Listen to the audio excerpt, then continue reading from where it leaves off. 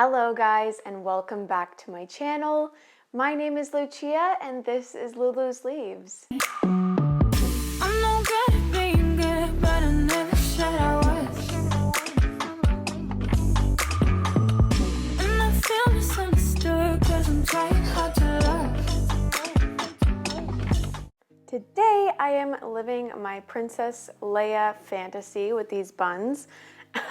But I also want to talk to you guys all about substrates and what substrate you should grow your plants in. This is not a one-size-fits-all situation for the most part, and I know that a lot of you guys struggle on a daily basis wondering what substrate your plants should go in. So today I really wanted to clear some of that confusion up for you.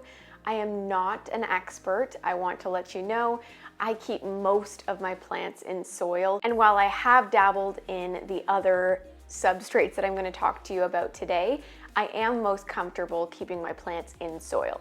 So keep that in mind when watching this video. I know there are a lot of people who have all of their plants in semi-hydro and that's what they prefer, but that's not going to work for everyone, and all soil isn't going to work for everyone. So definitely watch this video and take away from it what you will. Before we do get into the video though, I do want to mention that I am hosting a giveaway. I am doing a weekly giveaway for a $20 Amazon gift card.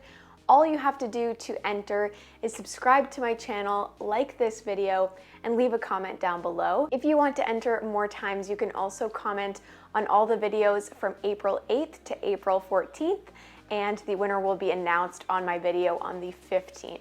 So stay tuned for that. I also have YouTube memberships. If you want to check them out down below, there is a link there. I also have merch if you're interested, and that is also linked down below. But that's going to be all. Let's jump into today's video. So I'm basically going to break up these substrates into three categories. There's soil, there's moss, and there is semi-hydro. And within that semi-hydro, I'm talking about leca, I'm talking about pon, and I'm talking about perlite.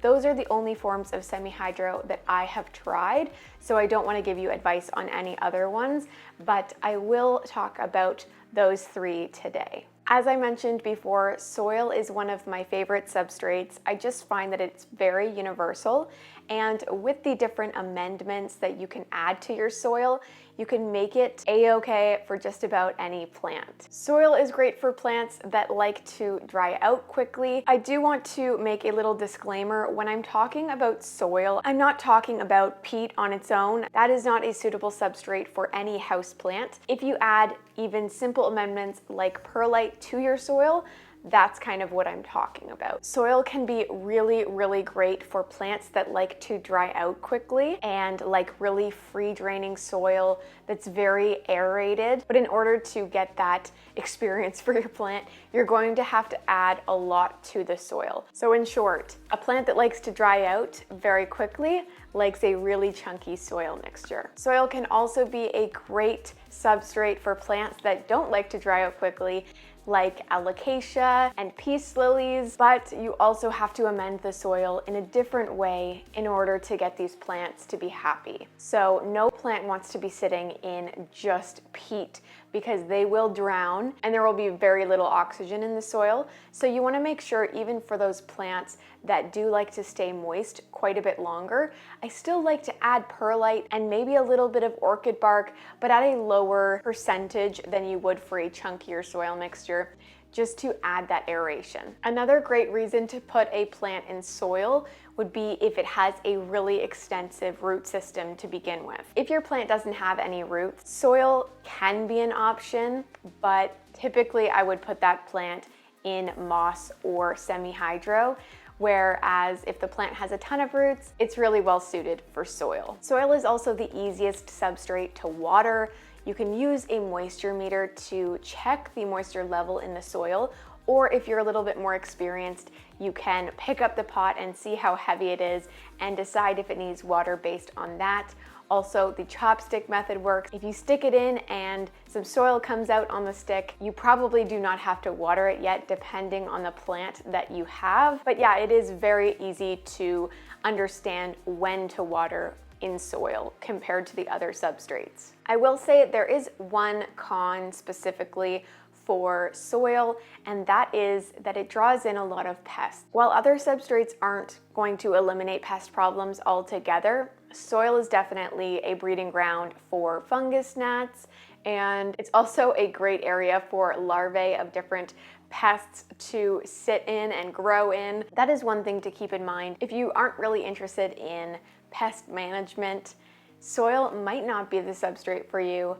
But again, there are always ways to fix those issues. So even if you have your plants in soil, it doesn't mean your plants are going to be riddled with pests. It just is a little bit more likely that they're going to thrive in that substrate. So to conclude with soil, I really do feel that it is a substrate for any plant based on the way that you amend the soil.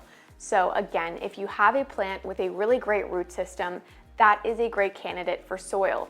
Then you have to look at these specific care requirements for that plant. If it likes to dry out quickly and likes really well draining soil, you want to add some perlite, some orchid bark, some charcoal, anything that you can to make that soil a little bit more chunky. Then on the other hand, if you have a plant that likes to stay moist a little bit longer, you want to make sure that the peat content of that soil is a little bit higher than the additives. I do now want to talk about moss. Moss is a great substrate for plants as well. This is something that I have tried out recently. I always had some plants in moss, but I never really thrived using it. And now that I'm more comfortable with moss, I am absolutely loving it. And I've actually considered moving some plants from soil into moss, but I won't actually be doing that. That's just a pipe dream for me. Moss is really, really great for plants that enjoy a lot of humidity because the moisture in that moss creates humidity around the plant. And it also creates a really nice humid yet airy environment for the roots. In terms of roots, it can be very helpful to put plants with very few roots into moss. I've had many experiences where I get a plant that doesn't have a very extensive root system, and as soon as it goes in moss, it grows like crazy. And I'm talking like crazy. The roots are just spidering all around the pot, and I am not exaggerating. It is a fantastic substrate if you are looking for something to strengthen the root system of your plant. Philodendrons do really well in it, Hoyas do really well in it, Anthuriums do really well. The only plant that I haven't really tested out in many of these substrates is Alocasia, and that's because I just don't have any, and I don't care to have any. Moss might not be great for a plant that doesn't enjoy humidity, like a cactus or something like that, or a succulent.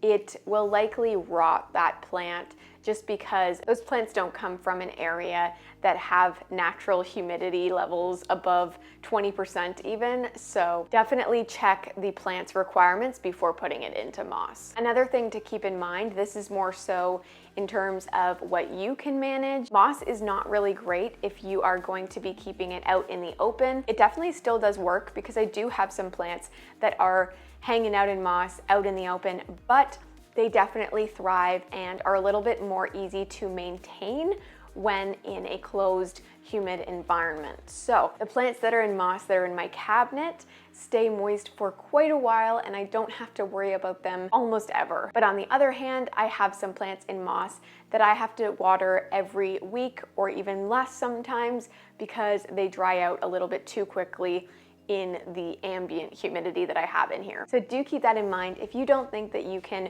be watering your plants all the time and you don't have a chamber of humidity, definitely make sure that you feel like you can stay on top of that watering before you put your plant in moss. Another pro for the substrate is the lack of pests in my experience. You're definitely not going to get pests, but they don't hang out in the soil in my experience.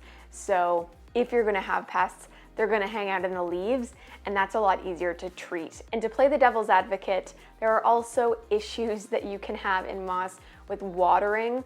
it is very difficult to understand how to water your plants in moss. Basically what I do is I water it thoroughly like I would any other plant, and I keep it in a plastic pot that I can squeeze in order to get the excess moisture out. Before I move on to the next topic, I do want to mention that I have a video all about growing your houseplants in moss. I will link that up in the cards for you guys because it is a great resource for people trying to grow plants in moss. Last but not least is the substrate that I would definitely say I'm least experienced in, and that is semi-hydro. So this includes leca, pon, and perlite, for me at least. That's the only three that I've dabbled in. And I find these substrates really fantastic for cuttings. I have grown a number of plants in these substrates and gotten some amazing root growth. If you don't have a lot of humidity and you don't have a lot of time to be watering your plants, this is a great way to start off your cuttings and get some great roots growing. I have tried so many different types of plants in this starting as cuttings, and they have all thrived. I've grown a Monstera albo, I've grown a Thai constellation, I've grown many Hoyas in these substrates from cuttings, and they've done exceptionally well. I will say, if they are cuttings and they turn into full plants in semi-hydro, they will be just fine continuing to grow in semi-hydro as long as you are adding in nutrients. But in my experience, I have not had fantastic success with transferring plants from soil to semi-hydro. I imagine that moss roots would actually transfer over to semi-hydro quite easily, but soil roots are very difficult to transfer over without getting some sort of rot. And if those roots rot away and you don't get new root growth, you are going to have some issues and that plant is going to suffer. The only time that I would put a plant that was previously in soil into leca or pon or perlite would be if the plant is struggling in terms of its root system and it looks shriveled all the time. I have this problem with a lot of my Hoyas, and semi-hydro has definitely saved a lot of them. They feel like they can have more water available to them all the time, and that is a really great feeling for some plants that just are thirsty. The plants that have transferred over best for me are definitely Hoyas, and I've also heard of a lot of people growing orchids in semi-hydro. I personally do not grow any orchids in semi-hydro. I barely know how to grow the orchids that I do have, but there are definitely videos out there if you want to grow orchids in semi-hydro as well. I think the biggest beware with semi-hydro is that if you don't clean off the roots perfectly, you are likely going to get some root rot, and whether your plant decides to put out new roots or not, you probably will get a period of shock. And if you don't want to experience that, maybe don't choose semi-hydro. Well guys, I really hope that that video was helpful for you. I am sorry if it was all over the place, but I just tried to get out as much information as possible, and I told you what I wish I knew before I started all of these plants in all of these different substrates. Definitely let me know if you enjoyed this video by giving it a thumbs up, and if you want to enter the giveaway, don't forget to subscribe as well and comment down below. When you are leaving your comment, maybe leave some tips for other people if there's something that I missed. That would be super helpful. I'm always down for some constructive criticism or advice, so definitely please help me out down below. But that's going to be all. Thank you so much for watching this video, and I will see you guys next time. Bye!